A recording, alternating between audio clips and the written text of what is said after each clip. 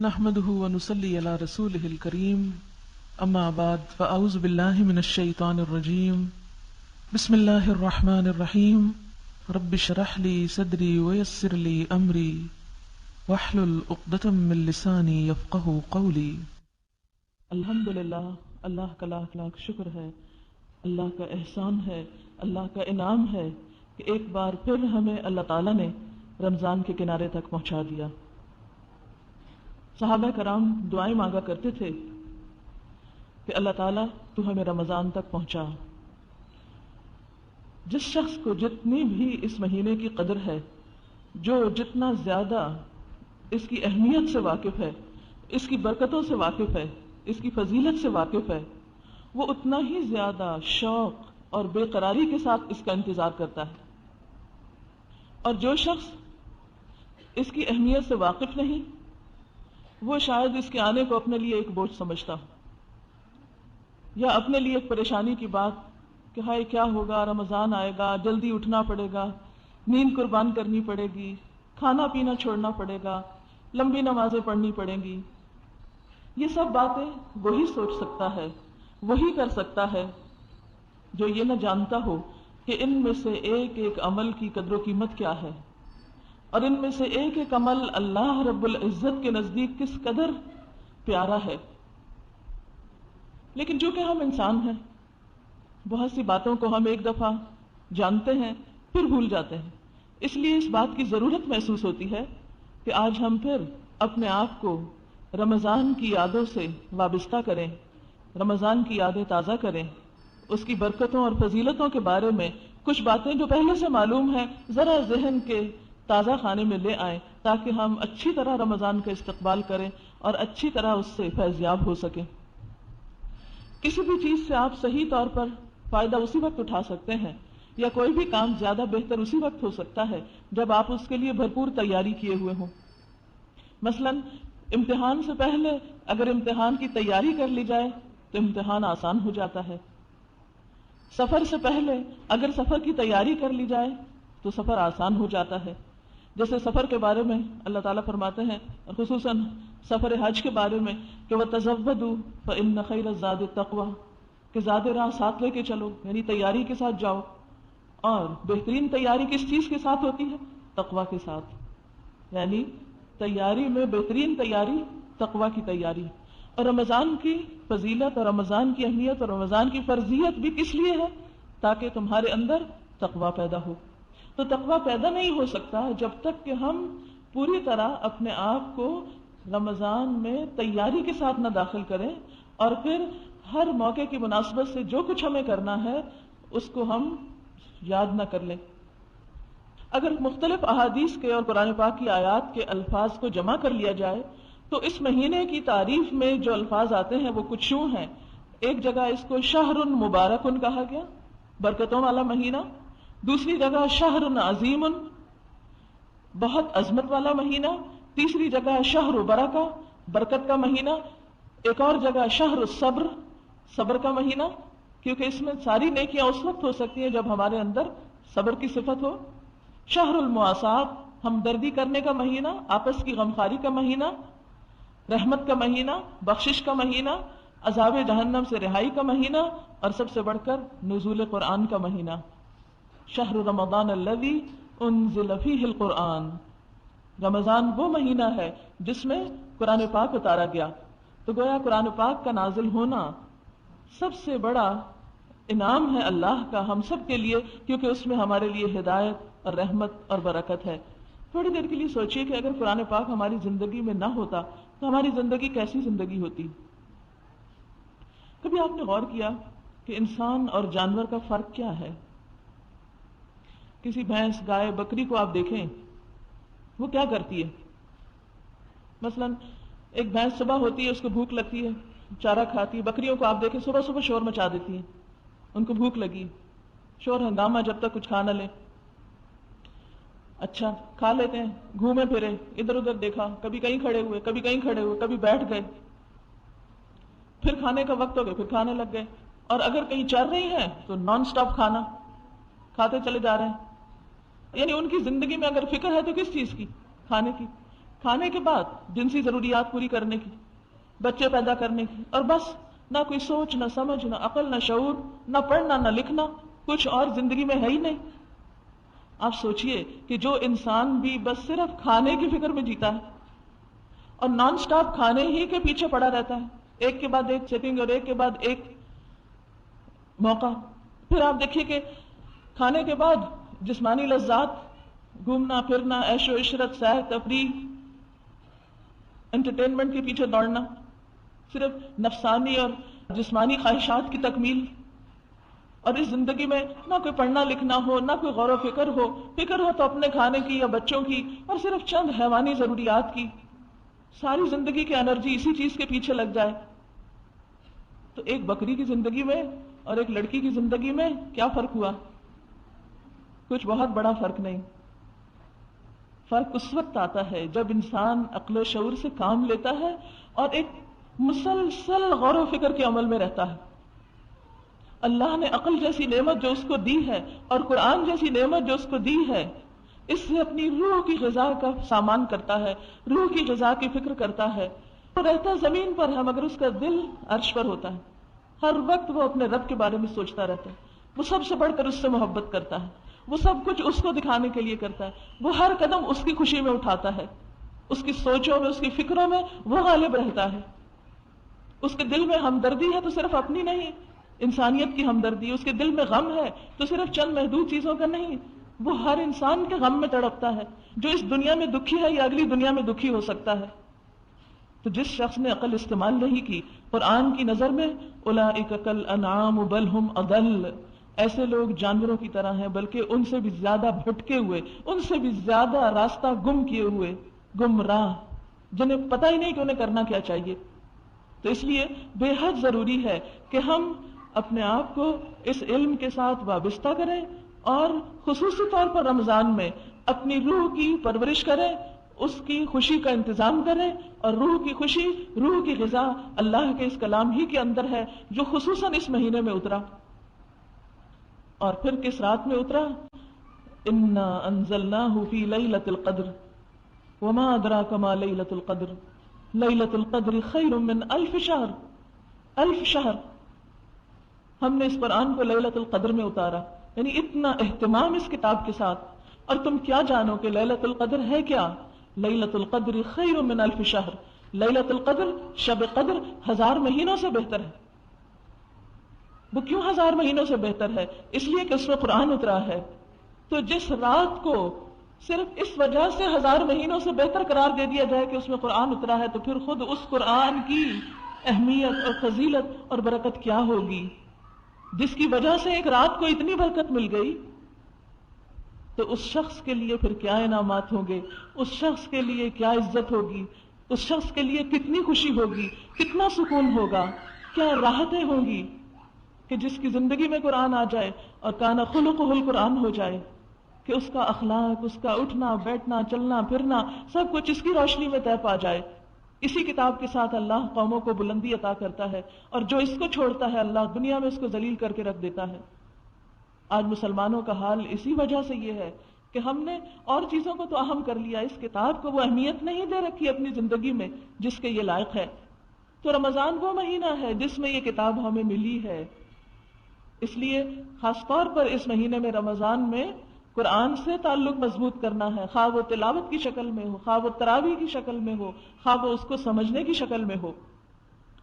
اور یاد رکھیے رمضان وہ مہینہ ہے جس کی پہلی ہی رات شیاطین اور سرکش جن باندھ دیے جاتے ہیں، یعنی بڑے بڑے جن جو ہے ان کو تو پکڑ لیا جاتا ہے، جہنم کے دروازے بند کر دیے جاتے ہیں۔ اصل میں یہ سمبولک بھی ہے کہ لوگوں کو بتایا جائے کہ دیکھو برائی کے مواقع کم کر دیے گئے ہیں، اب تمہارے لیے خیر اور بھلائی کے رستے عام کر دیے گئے ہیں، اب بھی اگر تم اس طرف نہیں آتے تو پھر کس کا قصور ہے؟ اور جہنم کا ایک بھی دروازہ کھلا نہیں رہنے دیا جاتا، جنت کے سارے دروازے کھول دیے جاتے ہیں، ان میں سے کوئی بھی بند نہیں کیا جاتا۔ ایک منادی اعلان کرتا ہے، اے بھلائی کے چاہنے والے آگے بڑھ، یا باغی الخیر اقبل، اے نیکیوں کے طلبگار موقع آ گیا، نیکیوں کی سیل لگ گئی، نیکیوں کی بہار آ گئی، آگے بڑھو، دوڑو، ہمت کرو۔ وَيَا بَاغِيَ الشَّرِّ أَقْصِرْ، اور اے برائیوں کے پیچھے دوڑنے والے اب تو رک جاؤ، اب تو کمی کر دو، اب تو ٹھہر جاؤ۔ اب تو سارا ماحول نیکی کا بن گیا، اب بھی برائی کرتے رہو گے، اب بھی غلط کام نہیں چھوڑو گے. وَلِلَّهِ عُتَقَاءُ مِنَ النَّارِ وَذَلِكَ فِي كُلِّ لَيْلَةٍ، اور اللہ تعالیٰ رمضان کی ہر رات میں بہت سے لوگوں کو عذاب جہنم سے رہائی دیتے ہیں، اور یہ ہر رات ہوتا ہے. ہر رات بہت سے لوگوں کے حق میں بخشش لکھ دی جاتی ہے. ان کو جن پر دوزخ واجب ہو چکی ہوتی ہے انہیں دوزخ سے رہائی کے پروانے مل رہے ہوتے ہیں. جیسے حج کے موقع پر عرفہ کے دن بہت سے لوگوں کی نجات ہوتی ہے، اسی طرح رمضان کی ہر رات بہت سے لوگوں کی بخشش کا اعلان ہوتا ہے. لیکن ظاہر ہے یہ خوش نصیب وہ ہیں جو اس مہینے کی برکتوں سے فائدہ حاصل کرنے کے لیے پھر اللہ کی طرف لوٹیں، پھر یہ نیکی کے مواقع میں آگے بڑھیں. پھر اسی طرح ایک اور حدیث میں آتا ہے، نبی صلی اللہ علیہ وسلم نے فرمایا الصلوات الخمس والجمعة الى الجمعة ورمضان الى رمضان مکفرات ما بینہن اذا اجتنبت الکبائر. 5 نمازیں جمعے سے جمعہ اور رمضان سے رمضان تک جو گناہ ہو جاتے ہیں، یعنی 5 نمازوں کے بیچ میں، جمعے سے جمعے تک اور رمضان کے بیچ میں، پچھلے رمضان سے لے کر اب تک ان کا کفارہ ہو جاتا ہے رمضان میں اگر انسان بڑے بڑے گناہوں سے اجتناب کرے. یعنی محض روزہ رکھنے سے ہی کفارہ ہونے لگتا ہے. لیکن اگر کوئی شخص اپنے گناہوں پہ نادم ہو تو سارے گناہ معاف ہو سکتے ہیں، شرط یہ ہے کہ انسان اللہ کی طرف پلٹ آئے. یاد رکھیے رمضان جہاں اللہ تعالیٰ کے حقوق ادا کرنے کا مہینہ ہے، وہاں بندوں کے حقوق کو بھی نئے سرے سے ادا کرنے کا اور اس کی تجدید کرنے کا مہینہ ہے. رمضان میں پہلی چیز تو آپ جو کریں گے وہ تو روزہ ہے، اور روزہ ہر بالغ انسان پر، صحت مند انسان پر فرض ہے. اور اس میں صرف ان مریضوں کو رخصت ہوتی ہے جن کا مرض روزہ رکھ کے بڑھتا ہو. کچھ مرض تو ایسے ہوتے ہیں جو روزہ رکھ کے گھٹتے ہیں، یعنی رمضان میں ہر مریض کے لیے رخصت نہیں ہے، صرف ان مریضوں کے لیے ہے جن کو روزہ رکھ کے مرض کے بڑھنے یا ہلاکت کی طرف جانے کا اندیشہ ہو، اور کوئی واقعی ایماندار ڈاکٹر یہ ریکمینڈ کرے اور وہ خود بھی تجربہ کر کے دیکھے کہ وہ روزہ رکھنے کے قابل نہیں ہے. کیونکہ حدیث میں آتا ہے کہ جس نے بغیر کسی عذر کے رمضان کا ایک روزہ چھوڑ دیا، یعنی بغیر کسی وجہ کے، بغیر کسی خاص بیماری کے یا کسی اور ایسی ضرورت کے، تو وہ چاہے ساری عمر روزے رکھے اس ایک روزے کے اجر کو نہیں پہنچ سکتا. اس لیے اس معاملے میں کوتاہی نہیں کرنی چاہیے، اس معاملے میں بہت توجہ رکھنی چاہیے، اور روزے کی طرف خصوصی طور پر اس کا پورا اہتمام کرنا چاہیے. وقت پر سحری، وقت پر افطاری، کیونکہ اگر وقت سے بعد آپ سحری کرتے رہیں، کیونکہ کچھ لوگوں کو دیکھا گیا وہ کہتے ہیں جی اذان تک کھا سکتے ہیں، اور ہمارے یہاں تو اذانیں آدھے آدھے گھنٹے کے وقفے سے ہوتی رہتی ہیں. اس لیے اذان کا اعتبار نہیں کریں، جو کیلنڈر آپ کو ملے اس کو دیکھ کر روزے کا جب ٹائم بند ہو تو سحری ختم کر دیں. کیونکہ بلا وجہ بعد تک کھاتے رہنا، ایسا نہ ہو کہ آپ اپنی طرف سے تو سارا دن بھوک پیاس کاٹیں اور روزہ روزہ ہی نہ ہو. اسی طرح وقت سے پہلے افطار کرنا، خواہ 2 منٹ ہی کیوں نہ ہو، وہ بھی روزے کو فاسد کر دیتا ہے. تو اس لیے سحر اور افطار کے ٹائمنگز، اور پھر خصوصاً گھڑیوں کو درست کر لیں، 1-4 پہ فون کر کے بالکل ایکیوریٹ ٹائم کریں. کچھ لوگوں کو دیکھا گیا ہے کہ وہ 5-10 منٹ گھڑی آگے کر دیتے ہیں. یہ خود کو دھوکہ دینے والی کیا بات ہوئی؟ اور جبکہ خود پتا بھی ہوتا ہے 10 منٹ ہی آگے، اس میں اور سستی ہوتی ہے. اپنے ساتھ بھی سچ بولا کریں. یہ 10 منٹ آگے کرنا گھڑیوں کو، اس سے کوئی خاص فائدہ نہیں ہوتا. اس کو جو ٹائم ہے وہی رکھیں، اور پھر اپنے آپ کو پابند کریں اس وقت کا. ہوتا یہ بعض اوقات کچن کی گھڑی پیچھے ہے، کمرے کی آگے ہے، کہیں کی کچھ ہے، تو ان سب کا جا کے ایک ٹائم کر دیں اور صحیح ٹائم کر دیں. اس سے کیا ہوگا انشاءاللہ تعالی سحر اور افطار میں خلل نہیں آئے گا. مثلاً کوئی گھڑی آپ نے 10 منٹ آگے کی ہوئی ہے اور کسی نے اس کو دیکھ کے روزہ کھول لیا اندر بیٹھ کے، پھر کیا ہوا؟ سب کو تو نہیں پتا ہوتا نا گھر میں آنے والوں کو، یا بعض اوقات بھول بھی جاتا ہے انسان. تو اس لیے اس روزے کو ہر لحاظ سے محفوظ کریں، اور اس میں کوئی ایسا کام نہ کریں کہ جس سے روزہ نقصان پائے. پھر اسی طرح یہ ہے کہ روزہ رکھ کے جھوٹ بولنا، غیبت کرنا، لڑائی جھگڑا کرنا، بد اخلاقی برتنا، یہ ساری چیزیں بھی روزے کو نقصان دیتی ہیں. یعنی روزہ انسان کے صرف کھانے پینے سے پرہیز کرنے کا نام نہیں ہوتا، بلکہ روزہ نام ہے برائیاں چھوڑنے کا. کیونکہ ابھی جو سب سے پہلے آیت میں نے پڑھی اس میں کیا آیا؟ لعلکم تتقون. روزے تو اس لیے فرض کیے گئے ہیں کہ تمہارے اندر خدا کا خوف پیدا ہو. جس رب کے خوف سے تم کھانا پینا چھوڑ دیتے ہو کہ اس نے منع کیا ورنہ روزہ ہی نہیں ہوگا، اسی رب کی خاطر جھوٹ چھوڑ دو، چوری چھوڑ دو، غیبت چھوڑ دو، خیانت چھوڑ دو، سود چھوڑ دو، رشوت لینا چھوڑ دو. مال حرام جو ہے اس کا لینا اور اس کا دینا چھوڑ دو، کیونکہ اگر ہم روزہ رکھ کے بھی حرام نہیں چھوڑتے، سود کا لین دین نہیں چھوڑتے، رشوت کا لین دین نہیں چھوڑتے، ہم کس قسم کا روزہ رکھے ہوئے ہیں؟ تو یہ روزہ ہمیں دراصل بہت ساری برائیوں سے جن میں ہم عام طور پر مبتلا ہوتے ہیں اور احساس بھی نہیں کرتے، ان سے چھڑانے کی ایک پریکٹس اور ایک طاقت دینے کا نام ہے. کیونکہ انسان جب اپنے نفس پہ قابو پا لیتا ہے، کیونکہ روزے میں کھانے کی خواہش پر کنٹرول کیا جاتا ہے، تو یہ حرام کا لین دین کیوں ہوتا ہے؟ کیونکہ وہ بھی کھانے کی خواہش ہے نا. چوری کیا ہے؟ کسی کا مال ہڑپ کرنا، کھانا. خیانت کیا ہے؟ کسی کے حق کو دبا جانا. تو یہ سب کچھ کنٹرول ہوتا ہے اس انسان سے جو اپنی بھوک کنٹرول کر سکتا ہے، اپنی جنسی خواہشات کو کنٹرول کر سکتا ہے، اور تنہائی میں بھی کوئی ایسی حرکت نہیں کرتا جہاں کوئی نہ دیکھ رہا ہو. ایک قطرہ پانی اپنے حلق کے نیچے نہیں جانے دیتا. وضو کرتے تو کتنے کانشیس ہوتے ہیں، بار بار تھوکتے ہی رہتے ہیں کہ کہیں کوئی بھول کے اندر چیز نہ چلی جائے. کتنی احتیاط برتتے ہیں، حالانکہ پانی تو ہے لیکن اس کو بھی گوارا نہیں کرتے کہ اندر اترے، حلق سوکھ کے کانٹا ہو رہا ہو. پھر یہ ہے کہ روزہ رکھ کر نماز کی پابندی بہت ضروری ہوتی ہے. بہت سے لوگ روزہ تو رکھ لیتے ہیں، نماز کی پابندی نہیں کرتے. اچھا، کچھ لوگ نماز تو پڑھتے ہیں، وقت پہ نہیں پڑھتے، روزہ رکھ کے بھی نماز لیٹ کرتے ہیں. مثلا بعض لوگ سحری نہیں کریں گے، کیا کریں گے؟ پانی کا گلاس پاس رکھ لیں گے صرف ایک سنت پوری کرنے کو، ذرا سی آنکھ کھلی پانی پہ پھر سو گئے، اس سونے میں فجر کی نماز بھی گئی. نہیں، یہ برکت کا مہینہ ہے، یہ رحمتوں کا مہینہ ہے. یہ رحمتیں ان پہ آئیں گی جو اٹھ کے بیٹھ کے اچھے طریقے سے سحری بھی کریں گے، کیونکہ آپ صلی اللہ علیہ وسلم نے خاص تاکید کی سحری کرنے کی. تسحروا فإن فی السحور برکہ، سحری کیا کرو کیونکہ سحری کرنے میں برکت ہے. سحری کرنے والوں پر فرشتے دعائیں خیر پڑھ رہے ہوتے ہیں، یعنی ان کے لیے دعائیں کر رہے ہوتے ہیں، ان کے لیے رحمت کی دعائیں مانگ رہے ہوتے ہیں جو سحری کر رہے ہوتے ہیں. اور ہمارے روزے اور اہل کتاب کے روزے میں فرق ہی سحری کا ہے. اس میں ان کی مخالفت بھی مطلوب ہے. یعنی یہ زیادہ نیکی کا کام نہیں کہ انسان بغیر سحری کے روزہ رکھ لے.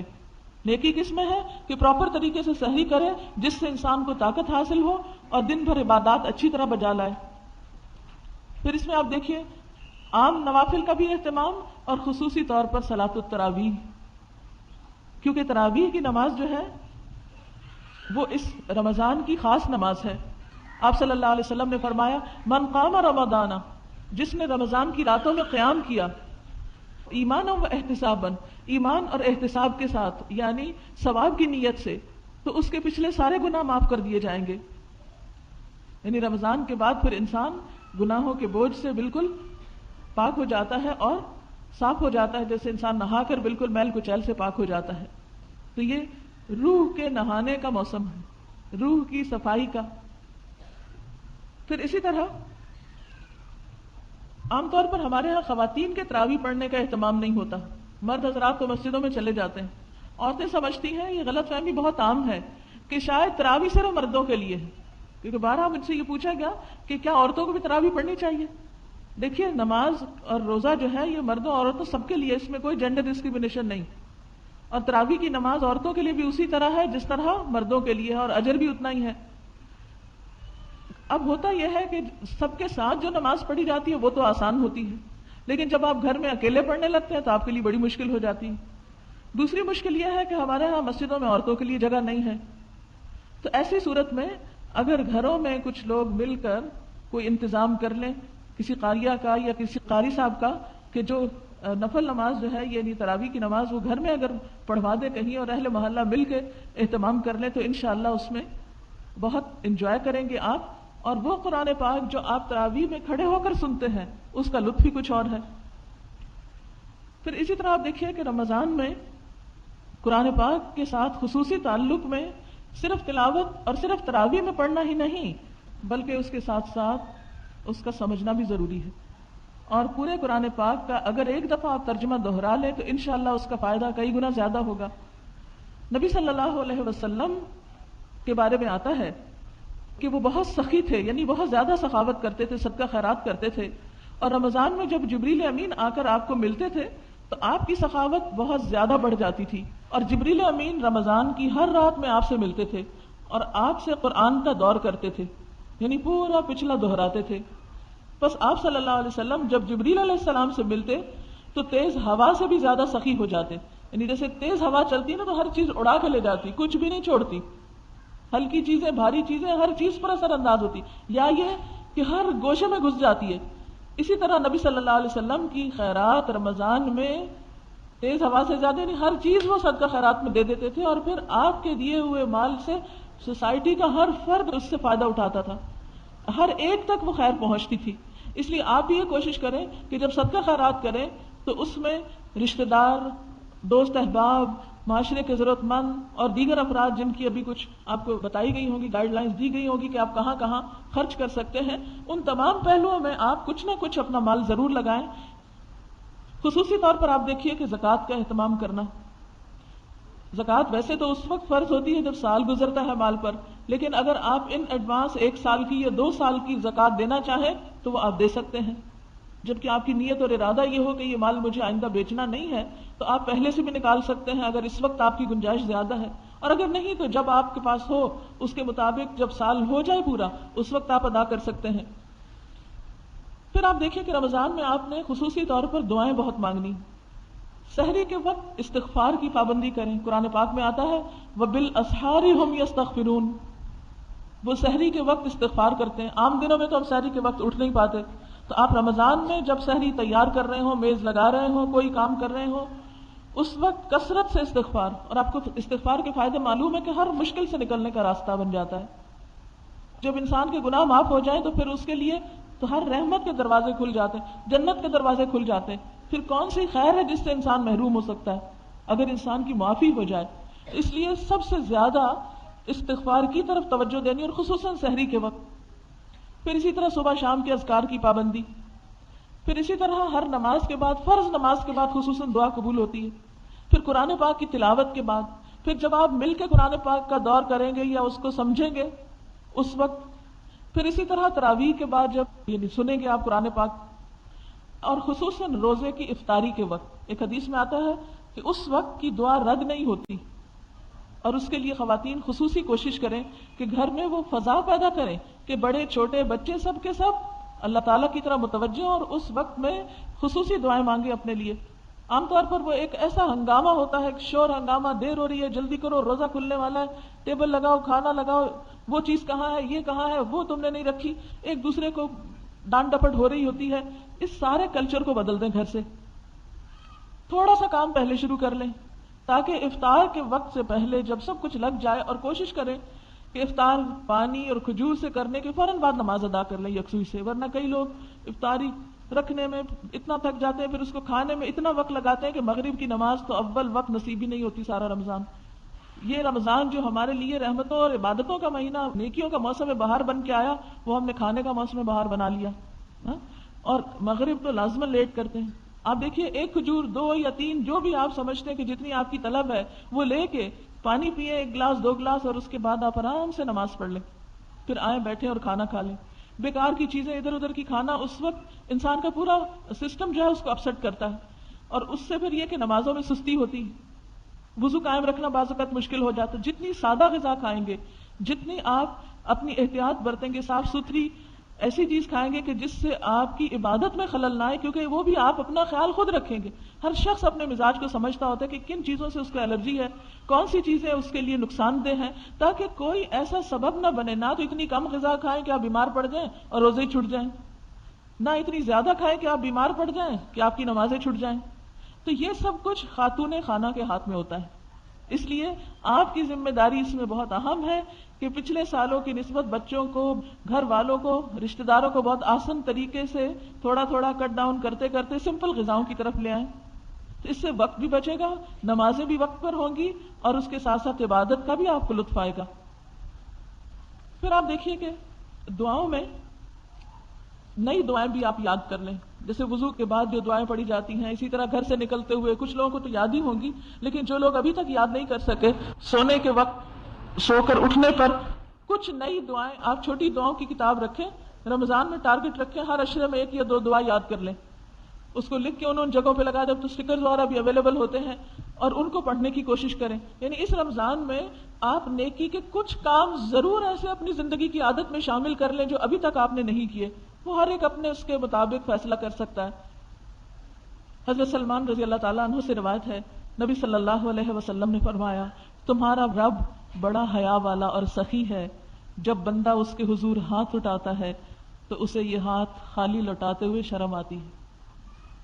یعنی دیر اس میں ہے کہ ہم مانگنے میں جو دیر کرتے ہیں، اللہ تعالیٰ دینے میں دیر نہیں کرتا۔ ہاں کچھ چیزیں آپ کو ابھی دے دیتا ہے، کچھ آپ کے لیے سنبھال کے رکھ دیتا ہے کہ جب میرے پاس آئیں گے تو پھر ان کو دوں گا، زیادہ خوش ہوں گے اس وقت، کیونکہ اس وقت ضرورت زیادہ ہوگی۔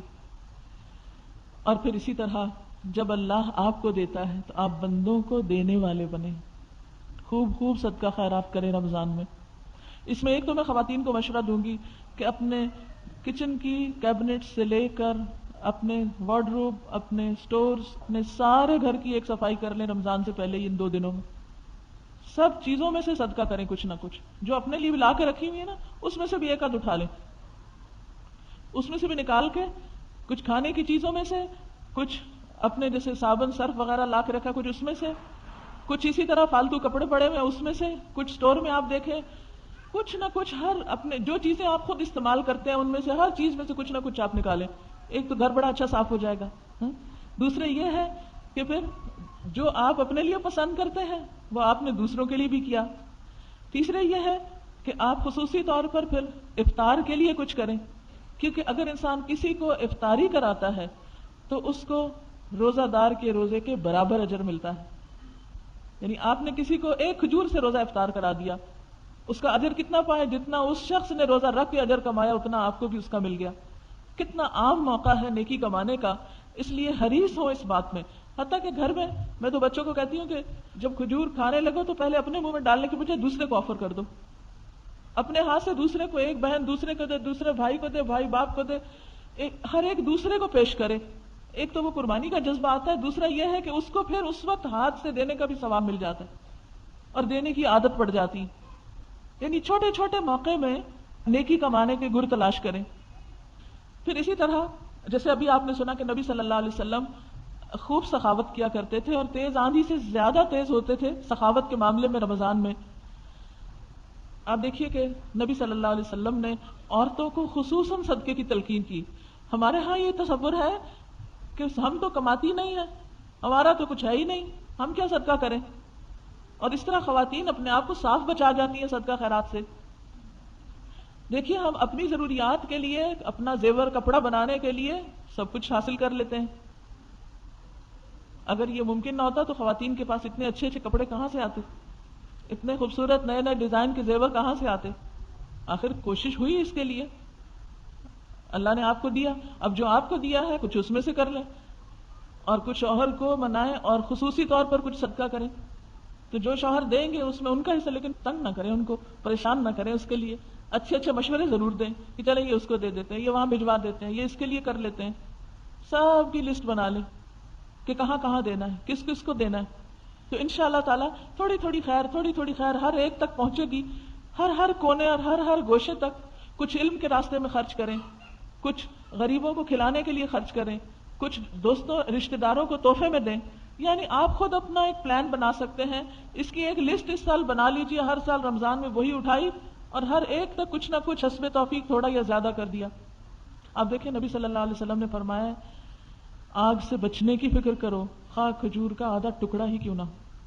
اس کے انتظار میں نہ رہو کہ لو ہمارے تو اپنے کھانے کو کچھ نہیں، ہم کس کو کھلائیں، ہماری تو اپنی اتنی کم تنخواہ ہے۔ دیکھیں اپنے ہی کھانے میں سے تھوڑا تھوڑا، جیسے وہ کسی بزرگ نے مشورہ دیا تھا نا کہ اگر خاتون خانہ ہر پیڑے میں سے تھوڑا تھوڑا آٹا نکالتی جائے تو جب تک سارے گھر کی روٹی بنے گی ایک پیڑا ایکسٹرا بن جائے گا، اس کو پکا کے صدقہ کر دے۔ مطلب ایک مینجمنٹ ہے نا صدقے کے لیے، آپ مینج کر لیں اپنے ریسورسز کو، جو کچھ ہے اس میں سے کچھ نہ کچھ، کیونکہ بلا صدقے سے آگے نہیں جا سکتی، بلاؤں کو ٹالتا ہے، گناہوں کا کفارہ ہے، ہماری کمی کوتاہیوں کا کفارہ ہے، اور سب سے بڑی بات یہ کہ اللہ کا قرب حاصل کرنے کا ذریعہ۔ یہ مال کی محبت اللہ کی محبت کے راستے میں حائل ہوتی ہے نا۔ وَيُطْعِمُونَ الطَّعَامَ عَلَى حُبِّهِ مِسْكِينًا وَيَتِيمًا وَأَسِيرًا، اور وہ اس کی محبت میں، یعنی اللہ کی محبت میں کھلاتے ہیں مسکین کو، یتیم کو، قیدی کو، اور کیا کہتے ہیں إِنَّمَا نُطْعِمُكُمْ لِوَجْهِ اللَّهِ، ہم تو تمہیں صرف اللہ کی خاطر کھلا رہے ہیں، لَا نُرِيدُ مِنْكُمْ جَزَاءً وَلَا شُكُورًا، ہم تم سے کوئی بدلہ نہیں چاہتے، شکریہ بھی نہیں چاہتے، پلٹ کے تعریف بھی نہیں چاہتے، کچھ نہیں چاہیے، ہمیں تو صرف اللہ کی رضا چاہیے. اس جذبے کے ساتھ صدقہ خیرات کریں، کسی پر احسان جتانے کے لیے نہیں.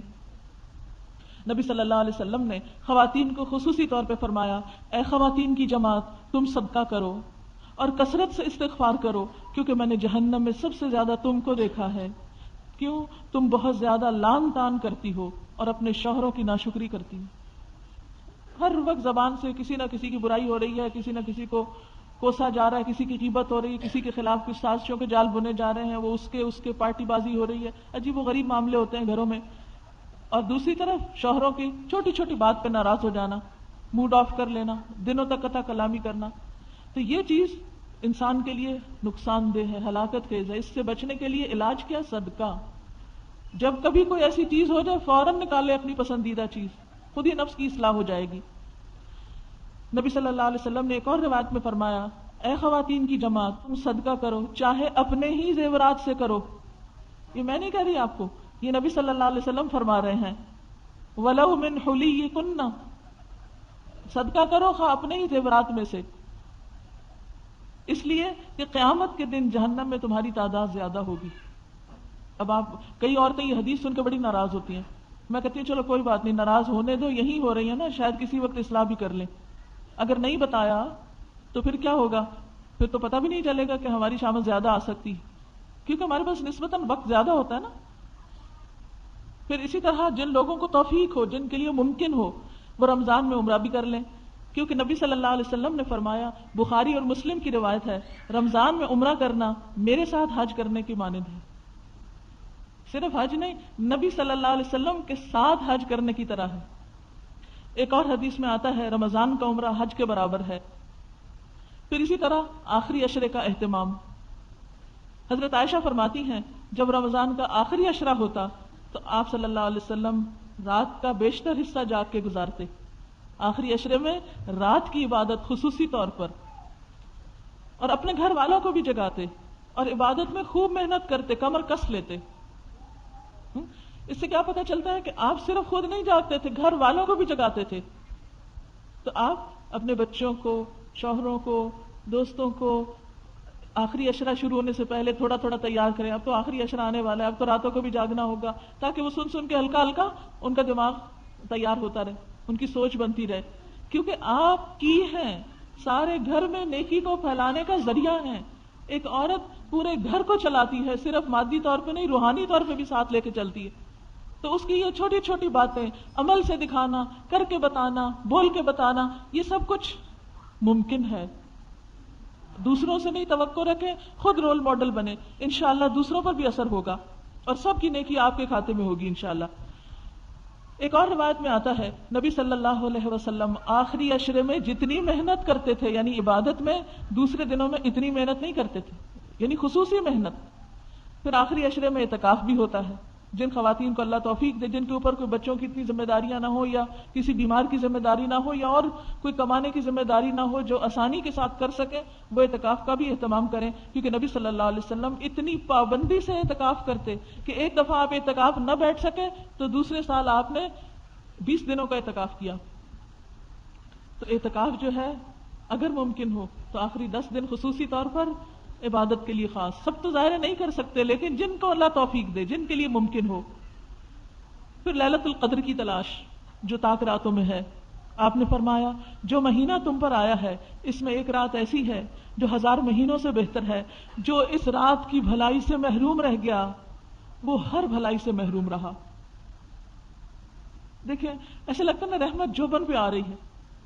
ہر لمحہ عبادت ہے رمضان کا، دن بھی عبادت، رات بھی عبادت، بہت سے نیکیوں کے مظاہر. پھر آخری عشرے کی خاص عبادت، پھر آخری عشرے میں اسے ایک رات کی اور زیادہ خاص عبادت جو اور زیادہ تڑپ کے ساتھ، توجہ کے ساتھ تلاش کرنی چاہیے. تلاش سے مراد یہ ہے کہ اس کا اہتمام کرنا چاہیے. تو اگر ساری طاق راتوں میں کچھ نہ کچھ عبادت ہو تو اس سے انشاءاللہ کوئی رات تو نصیب ہوگی. آپ نے فرمایا من قام لیلۃ القدر ایمانا واحتسابا غفر له ما تقدم من ذنبه. جس نے شب قدر میں ایمان کے ساتھ اور ثواب کی نیت سے قیام کیا اس کے گزشتہ سارے گناہ معاف کر دیے جائیں گے. اور لیلۃ القدر کی خاص دعا اللہم انک عفو تحب العفو فاعف عنی، اللہ سے معافی کی درخواست. اور پھر آخر میں صدقہ فطر کی ادائیگی.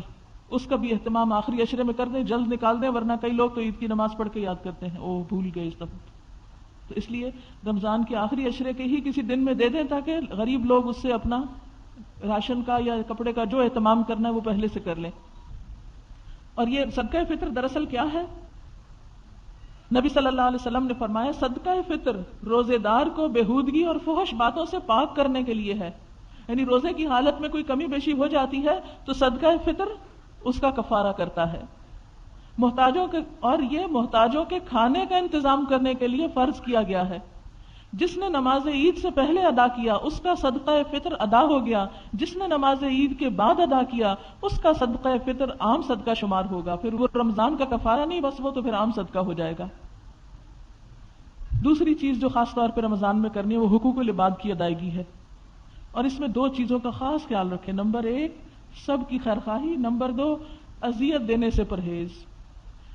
اور اگر سب کی خیرخواہی نہ کر سکیں کسی وجہ سے تو ایٹ لیسٹ اس بات کی شعوری کوشش کہ میری زبان، میرے ہاتھ، میرے کسی عمل سے کسی کو تکلیف نہ پہنچے. اور انشاءاللہ جب آپ کوشش کریں گے تو اللہ تعالیٰ کروا بھی دیں گے. یعنی آپ اپنے رمضان کا ایک موٹو رکھیں، میں نے کسی کو تکلیف نہیں دینی، لکھ کے کہیں لگا دیں گھر میں مجھے کسی کو تکلیف نہیں دینی.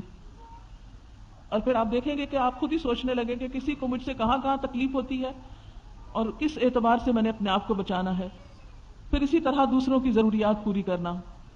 نبی صلی اللہ علیہ وسلم نے فرمایا مسلمان کا بھائی ہے، نہ اس پہ ظلم کرتا ہے نہ اس کی مدد چھوڑتا ہے. جو اپنے بھائی کی حاجت پوری کرنے میں لگا ہو اللہ اس کی حاجت پوری فرماتا ہے. اور جو کسی کی پریشانی دور کرتا ہے اللہ قیامت کے دن کی پریشانیوں میں اس کی کوئی پریشانی دور فرمائے گا. جس نے کسی مسلمان کی پردہ پوشی کی اللہ تعالیٰ قیامت کے دن اس کے عیب ڈھانک دے گا، اس کے گناہوں کو چھپا دے گا. اور پھر اس میں خصوصی طور پر محروم طبقات کا خیال، بیوہ، مسکین، یتیم، اسیر، ان طبقات کا خیال رکھنا اتنی بڑی نیکی کا کام ہے جیسا کوئی شخص ہر روز دن کو روزہ رکھے اور روز رات کو جاگ کے عبادت کرے. اور یہ کس کے لیے اتنا ممکن ہے اتنی بڑی عبادت کرنا. پھر اسی طرح اور جو بھی صدقہ اس میں خصوصاً کھانے کا اہتمام ضرور کرنا ہے، کیونکہ بھوکے کو کھانا کھلانا جنت میں لے جانے والے کاموں میں سے ہے. اور یہ بھوکا صرف یہ نہیں کہ غریب بھوکا ہو، کوئی امیر بھوکا بھی ہو سکتا ہے. یعنی اپنے رشتہ داروں کو کچھ پکا کے بھیج دینا یا کوئی کسی بھی طرح کچھ سوکھا راشن یا کوئی کھجور یا یعنی رمضان کے تحفے جو ہیں اس میں آپ رمضان سے پہلے ہی مثلا رشتہ داروں کو کوئی کھجور بھجوا دیں یا کوئی اور اس طرح کی چیز بھجوا دیں.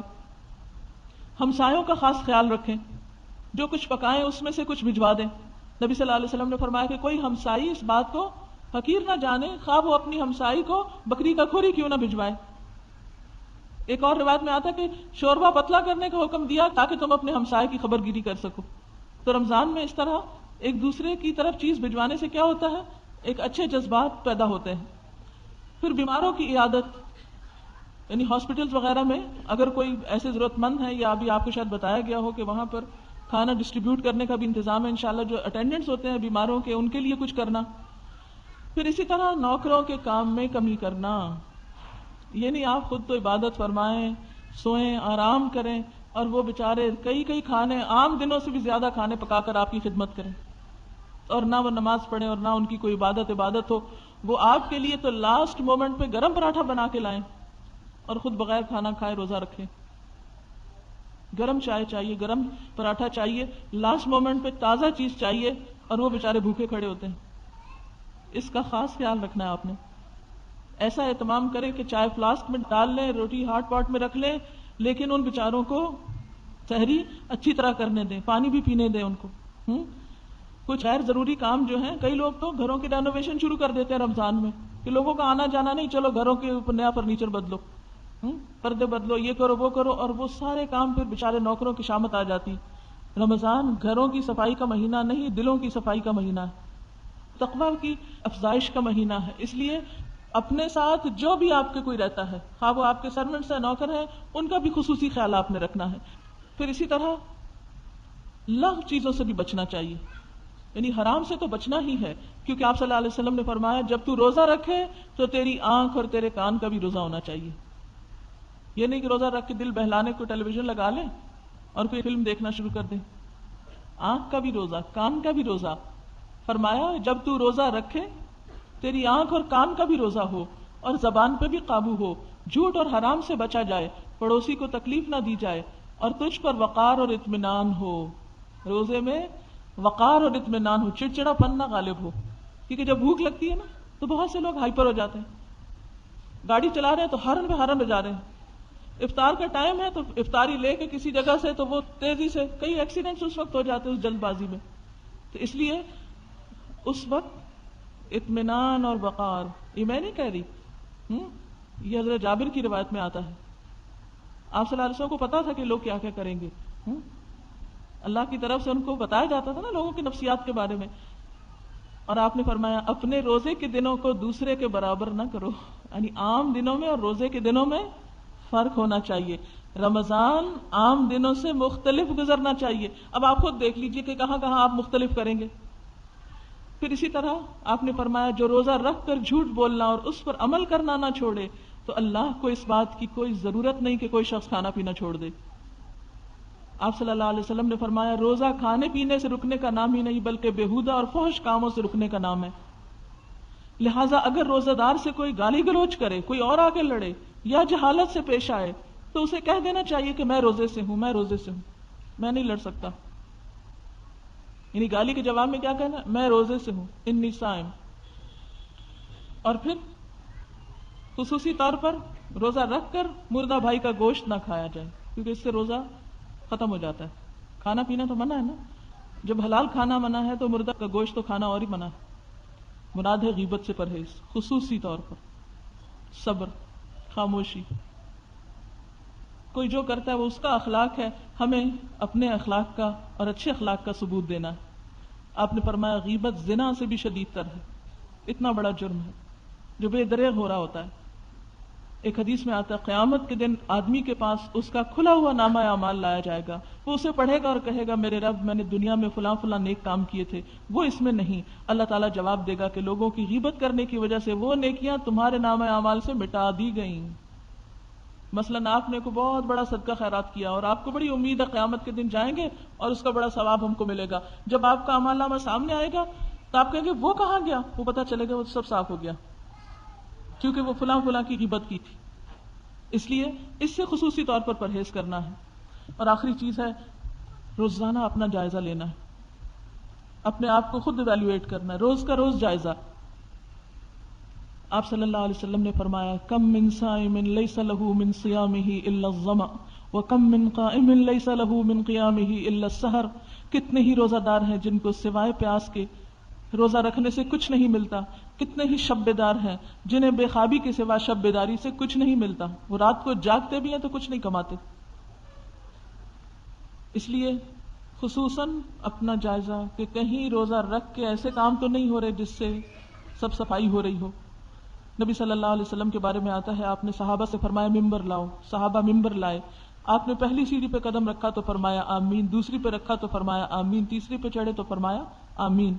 جب آپ ممبر سے نیچے تشریف لائے تو ہم نے عرض کیا اللہ کے رسول صلی اللہ علیہ وسلم آج ہم نے آپ سے ایسی بات سنی ہے جو آج سے پہلے کبھی نہیں سنی.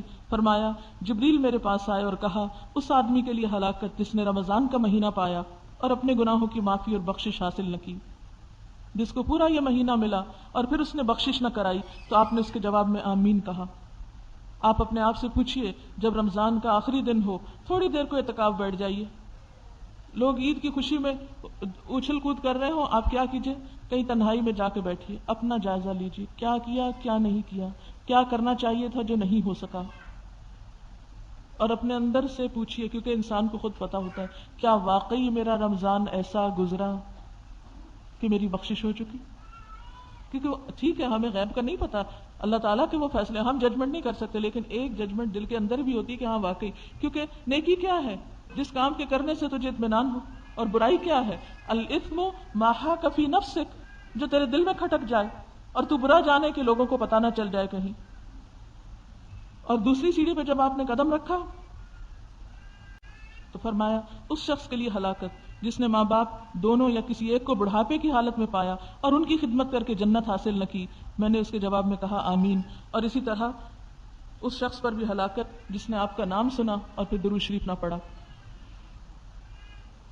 اور آخری بات یہ آپ صلی اللہ علیہ وسلم نے فرمایا من صام رمضان وعرف حدودہ وتحفظ مما ينبغي له ان يتحفظ فيه کفر ما قبلہ، جس نے رمضان کا روزہ رکھا اور اس کی حدود کو پہچانا، بچنے والی چیزوں سے بچا، اس کے پچھلے سارے گناہ معاف کر دیے جاتے ہیں۔ اللہ تعالیٰ ہم سب کو ایسا ہی رمضان نصیب فرمائے کہ واقعی جب رمضان گزرے تو ہمارے سارے گناہ معاف ہو چکے ہوں، آمین۔ دعا سے پہلے ایک دو باتیں دیکھیے، دو تین چیزیں اور بس ٹپس کے طور پر کہنا چاہوں گی۔ ایک تو یہ ہے کہ رات کو اگر آپ تراویح کے بعد جلد سوئیں تو انشاءاللہ دن کو بھی فریش رہیں گے اور صبح بھی آپ جلدی اٹھ سکیں گے۔ ہوتا یہ ہے کہ جب انسان سارے دن کے بعد شام کو کھانا پینا شروع کرتا ہے، پھر تراویح میں کچھ ایکسرسائز بھی ہو جاتی ہے، پھر اس کے بڑا فریش ہو جاتا ہے انسان، اب دل چاہتا ہے کوئی گپ شپ کریں، کوئی ملے، میل ملاقات، ادھر ادھر آنا جانا، بہت مزہ آ رہا ہے۔ نہیں، اس وقت میں اپنے آپ کو سونے کے لیے، اب دیکھیے روزہ تو ہے ہی ہے کہ جب سونے کو دل نہ چاہے تو کہو سو، اٹھنے کو دل نہ چاہے تو اٹھو، جب کھانے کو دل نہیں چاہتا سحری کو کھاؤ، جب کھانے کو دل چاہ رہا ہے نہیں کھاؤ۔ ہر چیز نفس کے خلاف ہو رہی ہے نا، اسی سے تقویٰ حاصل ہوتا ہے انسان کو۔ تو اس میں یہ ہے کہ رات کو جلد سوئیں۔ ایک اور چیز یہ ہے کہ طہارت اور پاکیزگی کا بہت اہتمام کریں، کیونکہ بہت سے لوگ اس معاملے میں بے فکر رہتے ہیں۔ اس سے پھر آپ دیکھیے اتنی لمبی نمازیں بھی پڑھیں اور آپ کا وضو ٹھیک نہ ہو، آپ کا غسل صحیح نہ ہو، آپ کی باقی طہارت کے لوازمات پورے نہ ہوں۔ اس لیے میں چاہوں گی کہ رمضان میں اگر کتاب الطہارہ کا ایک دفعہ پھر مطالعہ اپنے طور پر کر لیں کہ کہیں کوئی ایسی چیز تو نہیں چھٹ رہی۔ پھر اسی طرح یہ کہ اللہ تعالیٰ کو روزہ دار کے منہ کی جو پسند ہے وہ بہت زیادہ پسند ہے، مسک ایک خوشبو ہے، اس سے بھی زیادہ کستوری جس کو بولتے ہیں۔ لیکن اس کا یہ مطلب نہیں کہ ہم مسواک نہ کریں اور کہیں کہ اللہ تعالیٰ کو یہ بہت پسند ہے اس لیے ہم ایسے ہی چھوڑے ہوئے اپنے آپ کو۔ روزے میں جو اسٹک کا مسواک ہوتا ہے اس کو کثرت کے ساتھ کریں، اس سے کیا ہوگا کہ آپ کی عبادت میں اور زیادہ لطف آئے گا، آپ کو نمازوں میں اور دل لگے گا۔ اور اسی طرح استنجے کو بہت کیئرفلی، لیکن مبالغہ نہیں کریں طہارت میں، کیونکہ نبی صلی اللہ علیہ وسلم نے قیامت کی نشانیوں میں سے بتایا تھا کہ لوگ طہارت میں مبالغہ کرنے لگیں گے۔ تو مبالغہ نہیں، لیکن نجاست سے پرہیز ضروری ہے، پیشاب کی چھینٹوں سے پرہیز ضروری ہے، وضو کرتے وقت سارے اعضاء کو خوب مل کے دھونا ضروری ہے، نہانے کی ضرورت ہو تو نہانے میں طہارت کی جو فرائض ہیں اس کو پورا کرنا ضروری ہے، کیونکہ فرض غسل نہیں ہوتا جب تک اس کے ساتھ وضو نہ ہو، یعنی کلی اور ناک میں پانی نہ ڈالا جائے اور پورے جسم پہ پانی نہ بہایا جائے۔ اسی طرح مینسز کے بارے میں خواتین بعض اوقات کیئرلیس ہوتی ہیں، وہ کہتی ہیں 10 بجے تک اگر آپ پاک ہو گئے تو روزہ ہو گیا۔ نہیں، اگر سحر کا وقت گزر گیا اور اوپر 10 منٹ بعد بھی آپ پاک ہوئے تو روزہ نہیں ہوتا۔ روزہ ہوتا ہے سحری کا وقت ختم ہونے سے پہلے پاک ہونے پر۔ ہاں، یہ اور بات ہے کہ اگر جنابت کا غسل کرنا ہے تو وہ اذان کے بعد بھی آپ کر سکتے ہیں، لیکن پیریڈز میں اگر آپ کی بلیڈنگ یا آپ کی صفائی نہیں ہوئی سحری کے وقت، جبکہ سحری ختم ہو جاتی ہے اور آپ نے فجر کی نماز نہیں پڑھی، بعد میں آپ کو فیل ہو رہا ہے کہ اب شاید آپ صاف ہو گئے ہیں یا 10 بجے تک آپ صاف ہو گئے، تو وہ اس دن کا روزہ نہیں ہوگا۔ اسی طرح بعض لوگ اگر آدھے دن میں روزہ ختم ہو گیا تو وہ کہتے ہیں نہیں ہم تو پورا کرتے ہیں، یا کچھ کھاتے ہی نہیں۔ بہت سے لوگوں کو یہ دیکھا گیا کہ روزہ ختم بھی ہو جائے تو کچھ نہیں کھاتے، کہ نہیں وہ ہمیں سارے روزے کا ثواب ملے گا اگر ہم شام تو کچھ نہیں کھائیں گے۔ نہیں، روزہ ختم تو اب کھانے سے پرہیز کس لیے؟ اگر ضرورت ہے دوا کی کہ سر درد ہو رہا ہے، پیٹ درد ہو رہا ہے، تو آپ اس کو لے سکتے ہیں۔ بلا وجہ حلال کو حرام نہ کریں اور بلا وجہ ممنوع کو اپنے لیے جائز نہ کریں۔ اسی طرح اگر روزہ کھلنے سے صرف 5 منٹ پہلے آپ کو پیریڈ شروع ہو گئے تو روزہ گیا، اس کو دوبارہ رکھنا ہوگا۔ ہاں، ثواب آپ کو پورا دن روزہ رکھنے کا مل گیا، لیکن جو فرض ہے وہ نہیں ادا ہوا۔ فرض کی ادائیگی کے لیے آپ کو دوبارہ روزہ رکھنا ہوگا۔ ابھی چونکہ ٹائم ہے تھوڑا سا میں سوالوں کے جواب دے دیتی ہوں۔ ایسا ہے کہ کسی نے پوچھا ہے آپ کس آیت یا حدیث کو بنیاد بنا کر 1 سال زکوٰۃ پہلے ادا کرنے کی بات کر رہی ہیں؟ اگر آپ اس کا ریفرنس چاہتے ہیں تو ایک کتاب ہے صلاح الدین یوسف کی زکوٰۃ کے مسائل کے اوپر، میں نے اس میں پڑھا ہے، مجھے زبانی اس وقت ریفرنس یاد نہیں، دارالسلام کی چھپی ہوئی ہے میرے خیال میں، صلاح الدین یوسف کی کتاب ہے زکوٰۃ کے مسائل، اس میں آپ کو ریفرنس مل جائے گا انشاءاللہ۔ بعض عالم کہتے ہیں کہ اگر کتنا بھی غریب ہو، اس کے گھر میں ٹی وی ہے تو اس پہ زکوٰۃ نہیں لگتی۔ ویسے کرنا تو ایسا ہی چاہیے، ٹھیک کہتے ہیں، لیکن یہ ہے کہ اب بچے اگر بھوکے مر رہے ہیں تو بچوں کو تو نہیں ان کی سزا دی جا سکتی نا، جو کچھ ماں باپ کر رہے ہیں۔ سحری اور افطاری کا مسنون غذا، مسنون تو کھجور ہی ہے اور اس کے علاوہ پانی ہے، باقی تو ہر علاقے کی اپنی غذائیں ہوتی ہیں۔ اگر میں آپ کو سرید بتاؤں جو آپ صلی اللہ علیہ وسلم کو پسند تھا تو ہو سکتا ہے یہاں اس کی ریسیپی کسی کو بھی نہ پتا ہو۔ اپنا اپنا جو بھی آپ کا اسٹیپل فوڈ ہے آپ اس کو کھائیے، کلوا واشربوا ولا تسرفوا۔ اور اسراف میں آپ کو معلوم ہے کیا ہوتا ہے؟ حدیث کی ڈیفینیشن ہے کہ یہ چیز بھی اسراف میں شامل ہے کہ انسان ہر وہ چیز کھانے لگے جس کو اس کا دل چاہے۔ کھانے میں اسراف کیا ہے؟ ہر وہ چیز کھانے کے پیچھے پڑ جانا جس کو کھانے کو دل چاہ رہا ہو۔ آج کل زیادہ تر گھروں میں یہ فیشن بنا لیا گیا ہے کہ لڑکیاں اعتکاف بیٹھ جاتی ہیں گھر کے کام چھوڑ کے اور گھر کے بڑوں پر ذمہ داری ڈال دیتی ہیں. تو میں سب لڑکیوں کو نصیحت کروں گی کہ اپنی والداؤں کو آپ اعتکاف بٹھائیں اور خود گھر کے کام کریں اگر والدائیں راضی ہو جائیں. کیا صدقہ زکوٰۃ وغیرہ ضرورت مند کو دیں تو اس طرح سے دے سکتے ہیں کہ تمہارے بچوں کی عیدی ہے. جیسے غریب ماسی یا غریب رشتہ دار کے بچوں کو 100-200 ان کو عیدی کی صورت میں دے سکتے ہیں. آپ دے سکتے ہیں اس طرح, لیکن ان کو فیل ہو کہ یہ دوسری طرح کی عیدی ہے. ایسا نہ ہو کہ وہ پلٹ کے آپ کے بچے کو عیدی دینے لگے, یہ سٹائل نہ ہو. یعنی ان کو سمجھ میں آنا چاہیے کہ آپ عیدی کے نام پر کیا دے رہے ہیں, لیکن ضروری نہیں کہ لفظ زبان سے کہیں یہ صدقہ ہے آپ کے بچوں کے لیے, اس طرح کون لے گا. اور کہنے کی کیا ضرورت ہے, صرف یہ کہ یہ آپ کے بچوں کے لیے ہے. کیوں بول رہے ہیں عیدی یا کچھ اور؟ ایسا نہ ہو کہ اس لفظ سے کوئی دھوکہ کھا کے اس کو ایسی عیدی سمجھے جس کو لوٹانا اپنے اوپر لازم سمجھے. مجھے نہ مسجد جانے کی اجازت ہے نہ قرآن حفظ ہے. اس صورت میں تراویح کیسے پڑھی جائے؟ اس صورت میں جتنی آپ کو صورتیں یاد ہیں نا اتنی صورتیں آپ ہر رکعت میں, مثلاً اگر آپ کو 8-10 یاد ہیں تو 2-2 رکعتوں میں وہ 5-5 صورتیں ایک رکعت میں پڑھ لیں مثلاً. اور آپ ایک اور کام بھی کر سکتے ہیں کہ ایک آیت کر کے رمضان میں کچھ اور صورتیں یاد کر لیں, تو رمضان میں اس کا یاد کرنا آسان بھی ہو جائے گا. اور اسی یاد کیے ہوئے کو تراویح میں پڑھ لیں. ہمارے ایک استاد تھی, انہوں نے اپنے شاید بھائی کا واقعہ بتایا تھا کہ ان کے بھائی نے رمضان میں صرف 1 مہینے میں روزانہ دن کو 1 پارہ یاد کر کے رات کو تراویح میں پڑھتے تھے, اور 1 مہینے میں قرآن حفظ ہو گیا تھا ان کا. یہ فرسٹ ہینڈ معلومات ہے جو مجھے براہ راست ہماری ٹیچر نے بتائی تھی. تو بات یہ ہے کہ ایسے بھی اللہ والے ہوتے ہیں کہ جو ہمت کریں. اب جیسے ماشاءاللہ آپ لوگوں نے ایڈوانس کورس میں سورۃ سجدہ یاد کر لی ہے, ملک کئی لوگوں نے یاد کر لی, سورۃ دخان پوری ہوگی ماشاءاللہ. دیکھیں تو یہ وہ لوگ ہیں کہ جو سوچ بھی نہیں سکتے تھے کہ یہ صورتیں ان کو زبانی آئیں گی اور آ گئی. تو اس لیے اپنے آپ کو انڈر ایسٹیمیٹ نہ کریں. اللہ نے صلاحیت دی ہے. رمضان میں آپ کہیں نہیں جا سکتے, رونا نہیں ہے آپ نے بیٹھ کے, قرآن حفظ شروع کر دینا ہے. سورۃ یاسین یاد کر لیں, سورۃ ملک یاد کر لیں, روز تراویحوں میں مہینہ بھر پڑھیں, ساری زندگی نہیں بھولیں گے. اتنی پریکٹس انشاءاللہ ہو جائے گی. اگر کسی نے پیریڈز کے چھٹے ہوئے روزے کئی سال کے نہ رکھے تو کیا کرنا چاہیے؟ کوئی اور صدقہ کرنے سے پہلے ان کا کفارہ فوری دے دیں اور رمضان کے بعد پھر ان کی قضا رکھنا شروع کر دیں, کیونکہ زندگی کا نہیں پتا ہوتا نا, خدا نخواستہ چلے جائیں دنیا سے تو ایٹ لیسٹ اس کا جو فدیہ ہے وہ تو آپ ادا کر دیں, کیونکہ ویسے بھی ایک رمضان کے بعد اگر دوسرے تک نہیں رکھیں تو فدیہ اور قضا دونوں ہوتی ہے. نیت کو خالص رکھنے کے لیے ٹپس بتائیں. اس میں آپ دیکھیے کہ اپنے آپ کو یہ دیکھا کریں کہ کسی سے نیکی کر کے آپ بدلے کی توقع تو نہیں رکھتے, اور اگر آپ نے کسی کے اوپر احسان کیا اور اس نے آپ کو جواب میں کچھ بھی شکریہ ادا نہیں کیا تو آپ کا دل تو نہیں خفا. اگر دل خفا ہو تو اس کو پرولونگ نہیں کریں, فوراً اپنے دل سے نکالے کہ جب میں نے اللہ کے لیے کیا تو مجھے ناراضگی کس بات کی. اور اسی طرح چھپا کے کرنے کی کوشش کریں تو انشاءاللہ اس سے بھی آپ کو فائدہ ہوگا. ہماری ماسی جو دائمی مریض ہے تو وہ روزہ نہیں رکھ سکتی, اس صورت میں کیا کریں؟ غریب ہونے کی وجہ سے فدیہ نہیں دے سکتی, آپ ان کی طرف سے دے دیں. آپ کی ماسی ہے نا, خدمت آپ کی کرتی ہیں, آپ ان کی خدمت کریں. کیا خواتین گھر میں اعتکاف کر سکتی ہیں؟ جبکہ ایک درس میں نے سنا کہ عورتیں بھی اعتکاف صرف مسجد میں بیٹھ سکتی ہیں.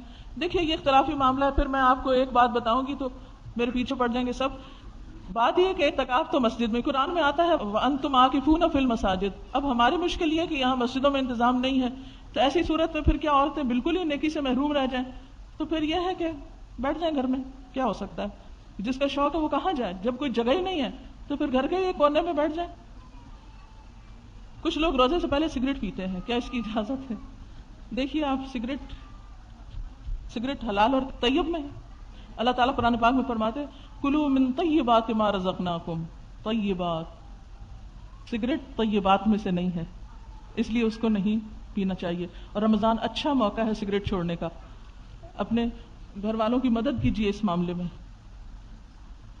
کسی نے لکھا ہے میرا نام نینسی یوف ہے, میں جرمنی سے آئی ہوں, میں نے کبھی اسلام کے بارے میں نہیں پڑھا تھا, آپ کی کیسٹ سن کر میں نے الہدا میں داخلہ لیا, مجھے اب پتہ چلا کہ اسلام کیا ہے. مسلمانوں کے بارے میں میرا خیال غلط تھا, میں آپ کی بہت شکر گزار ہوں, آپ کی وجہ سے آج میں ایک سچی مسلمان ہوں. آپ کی کلاس میں آنے کے بعد میں نے اردو بھی سیکھی ہے, آپ کو ملنے کا شوق تھا, آج وہ بھی پورا ہو گیا. اللہ تعالیٰ ان سب کو استقامت عطا کرے الحمدللہ. اگر نوکر روزہ نہ رکھتا ہو تو اس کے ساتھ نرمی کا سلوک کیا جائے. جی ہاں, تاکہ وہ روزہ رکھنے لگے. اگر آپ نے اس کے ساتھ سختی کا سلوک کیا تو پھر تو وہ بالکل بھی نہیں رکھے گا. اس کو آپ بتائیے کہ روزہ کیوں ضروری ہے, آپ اس کو سکھائیں, اس کی تربیت آپ پہ ذمہ داری. کیوں؟ حدیث میں آتا ہے کلکم راعٍ وکلکم مسئول عن رعیتہ، تم میں سے ہر شخص نگران ہے اور اس سے اس کی رعایا کے بارے میں سوال کیا جائے گا. عورت اپنے گھر کی نگران ہے، ہاں، اس سے اس کی رعایا کے بارے میں پوچھا جائے گا. نوکر جو ہے وہ گھر میں ہی شامل ہے نا، بچوں جیسے ہی ہوتے ہیں، تو ان کے بارے میں بھی آپ سے پوچھ ہوگی، ان کو بھی دین سیکھنے سکھانے کے لیے کوئی موقع فراہم کریں. چلیے اب دعا کر لیتے ہیں. سبحان اللہ والحمد للہ ولا الہ الا اللہ واللہ اکبر ولا حول ولا قوة الا باللہ العلی العظیم. اللہم صلی علی محمد وعلی آل محمد كما صليت على إبراهيم وعلى آل إبراهيم إنك حميد مجيد. اللهم بارك على محمد وعلى آل محمد كما باركت على إبراهيم وعلى آل إبراهيم إنك حميد مجيد. ربنا آتنا في الدنيا حسنة وفي الآخرة حسنة وقنا عذاب النار. ربنا لا تزغ قلوبنا بعد إذ هديتنا وهب لنا من لدنك رحمة إنك أنت الوهاب. ربنا هب لنا من أزواجنا وذرياتنا قرة أعين واجعلنا للمتقين إماما. يا حي يا قيوم برحمتك نستغيث لا إله إلا أنت سبحانك إني كنت من الظالمين. یا اللہ پاک تو ہم سب پر اپنی رحمت فرما، ہمیں اس رمضان میں بہترین نیکیاں سمیٹنے کی توفیق عطا فرما. یا اللہ یہ رمضان اس طرح گزرے کہ ہمارے سارے گناہ معاف ہو جائیں، قبولیت والے اعمال کی توفیق عطا فرما، ہماری ریاکاریاں ہم سے دور فرما دے، ہمیں اور اخلاص عطا فرما دے، ہمیں سنت کی صحیح پیروی کی توفیق عطا فرما دے. یا اللہ ہمیں ان لوگوں کے راستے پہ چلنے کی توفیق دے جن پر تو نے انعام فرمایا. اللہ اپنے پسندیدہ اور مقرب بندوں میں شامل کر لے. یا حی یا قیوم برحمتک نستغیث لا الہ الا اللہ وحدہ لا شریک لہ لہ الملک ولہ الحمد وہو علی کل شیء قدیر. لا حول ولا قوة الا باللہ العلی العظیم. اللہم انفعنا بما علمتنا وعلمنا ما ينفعنا وزدنا علما. اللهم اكفنا بحلالك عن حرامك واغننا بفضلك عمن سواك. یا اللہ تو ہم سب کو اپنی رحمتوں سے ڈھانپ لے. یا اللہ پاکستان کی حفاظت فرما. یا رب العالمین تو ہم سب کو اپنے راستے پہ چلنا سکھا. یا اللہ تو سب کے دلوں کو باہم جوڑ دے. یا اللہ سب میں اتفاق و اتحاد پیدا کر دے. یا رب العالمین تو ہمارے صغیرہ کبیرہ گناہوں کو معاف کر دے. اللہم انا نعوذ بک من جہد البلاء ودرک الشقاء وسوء القضاء وشماتة الأعداء. اللہم لا مانع لما أعطیت ولا معطی لما منعت ولا ينفع ذا الجد منك الجد. لا الہ الا اللہ وحدہ لا شریک لہ لہ الملک ولہ الحمد وہو علی کل شیء قدیر. ربنا تقبل منا. یا اللہ جو ہمارے عزیز رشتہ دار دنیا سے جا چکے ہیں، جو فوت ہو چکے ہیں، ان کی بخشش فرما، ہماری اولادوں کو ہدایت عطا فرما. یا ارحم الراحمین تو ہم سب کو اپنی رحمت سے ڈھانپ لے، ہم سے راضی ہو جا، ہم سے وہ کام لے لے جس سے تو راضی ہو جائے. ربنا تقبل منا انک انت السمیع العلیم وتب علینا انک انت التواب الرحیم. وصلی اللہ تعالی علی خیر خلقہ محمد وعلی آلہ واصحابہ واہل بیتہ اجمعین برحمتک یا ارحم الراحمین. سبحان ربک رب العزۃ عما یصفون وسلام علی المرسلین والحمد للہ رب العالمین. یا اللہ جنہوں نے ہم سے یہ تعاون کیا اس جگہ کے لیے ان سب کو بہترین جزائے خیر عطا فرما. والسلام علیکم ورحمۃ اللہ وبرکاتہ.